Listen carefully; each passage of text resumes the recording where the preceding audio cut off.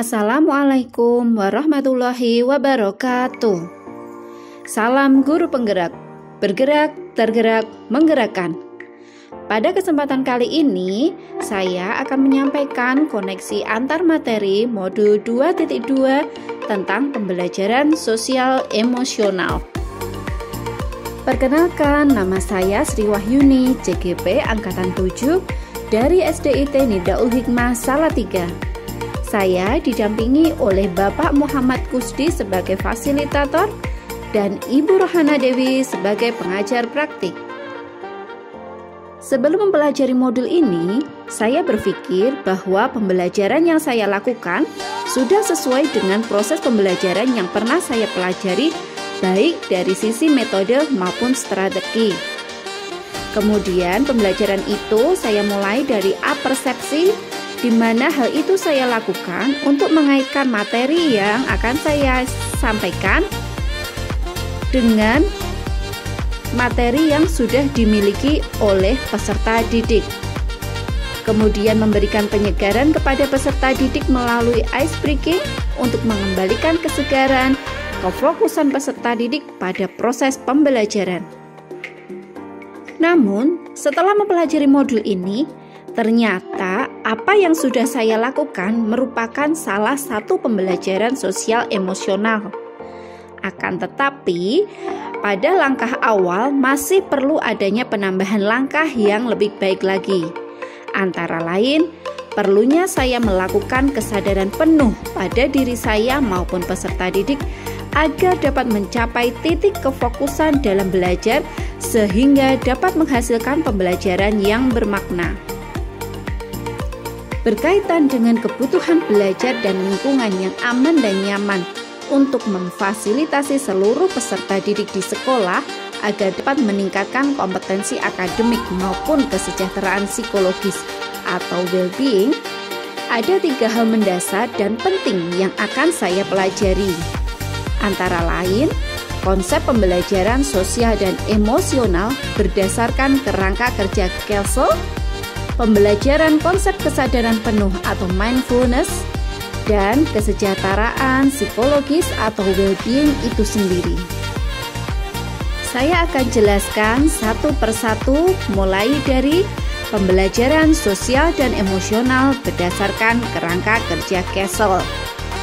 Pembelajaran sosial dan emosional berdasarkan kerangka kerja Kelsey atau Collaborative for Academic, Social, and Emotional Learning yang bertujuan untuk mengembangkan 5 kompetensi sosial dan emosional, antara lain kesadaran diri, manajemen diri, kesadaran sosial, keterampilan berrelasi, dan pengambilan keputusan yang bertanggung jawab. Kemudian yang kedua tentang pemahaman konsep kesadaran penuh atau mindfulness sebagai dasar penguatan 5 kompetensi sosial dan emosional, serta bagaimana mengimplementasikan pembelajaran sosial emosional di kelas dan sekolah melalui 4 indikator, yaitu pembelajaran eksplisit, integrasi dalam praktek mengajar guru dan kurikulum akademik, penciptaan iklim kelas dan budaya sekolah, dan penguatan kompetensi sosial dan emosional pendidik dan tenaga kependidikan di sekolah. Dan yang terakhir adalah kesejahteraan psikologis atau well-being.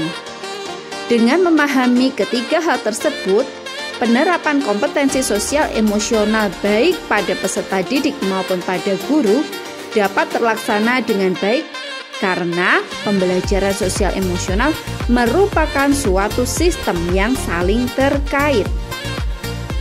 Perubahan yang saya terapkan di kelas pada peserta didik saya yaitu dengan membiasakan mindfulness pada setiap awal pembelajaran dengan mengenalkan emosi pada peserta didik. Dengan pembiasaan ini diharapkan peserta didik dapat mengenali dirinya dan mengelola aset-aset yang ada pada dirinya sehingga memiliki kesiapan dalam belajar. Di samping itu, juga menerapkan 5 KSE baik pada pengajaran eksplisit, integrasi pada praktek mengajar guru dan kurikulum akademik, penciptaan iklim kelas dengan melibatkan peserta didik dalam memecahkan masalah, mengambil keputusan.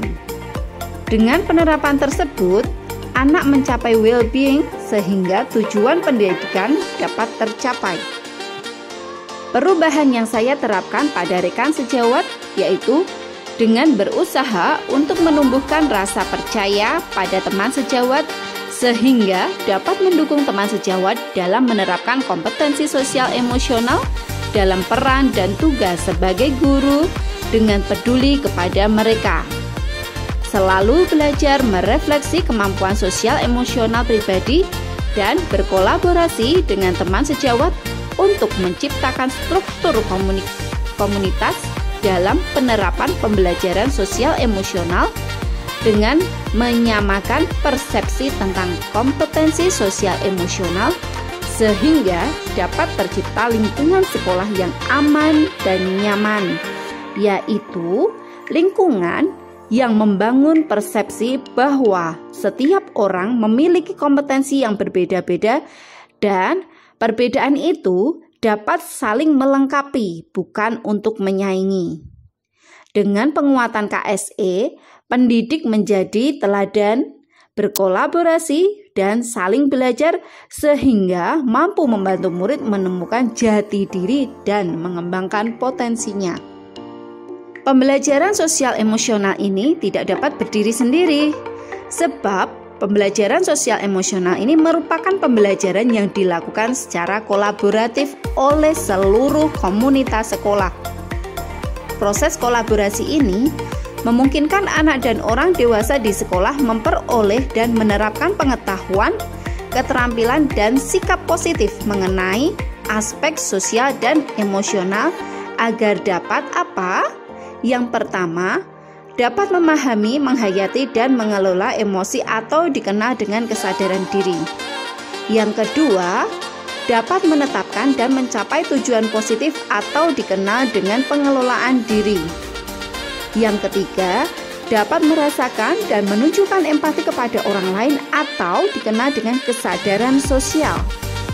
Yang keempat, dapat membangun dan mempertahankan hubungan yang positif atau dikenal dengan keterampilan berelasi.